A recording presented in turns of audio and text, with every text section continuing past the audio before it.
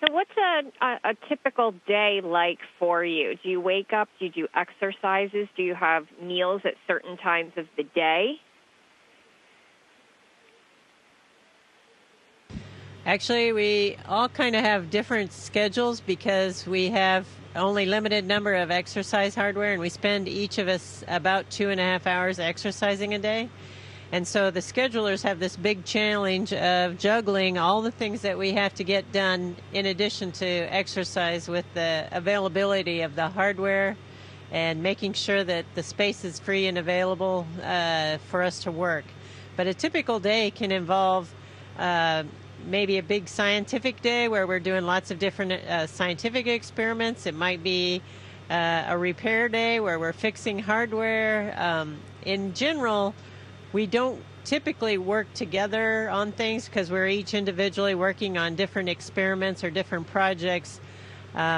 So the fun part of the day is actually when we get together for the meals and get a chance to spend a little time together and talk about the funny thing that happened to us. That's awesome. So how many people are up there with you guys right now?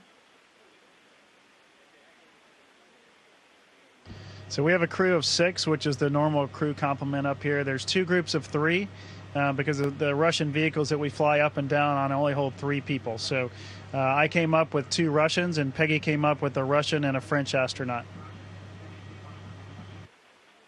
Do you guys talk about politics up there? Luckily, no. Yeah, luckily, no. That's a great answer. I wish I was up there with you then. So as I understand it, Peggy, you're going to be breaking a record soon. Talk a little bit about that and just your career. Well, I think the important thing about breaking records is not the fact that I'm the one that's breaking the record. It's the fact that we are still breaking records. Every day in spaceflight, we're breaking a record of a human presence in space. We're over 17 years now. Each day, we're breaking records. And as long as we continue to break records, I think that's really important. So it's great to break a record, but it's even better that the record is broken again, that we are continuing to progress and push the frontier. And Shane, as I understand it, you're wrapping up your time out there. How long is a typical trip? Yours is about 5 months, as I understand it. And how long are other people up there for? So in general, we're up here about 6 months, and mine will be, I think, 5 months and 3 weeks, the way it ends up. And but in general, we're up here for 6 months at a time. I've been up here, I think, 4 months tomorrow, and Peggy will have been up here about 3 months tomorrow.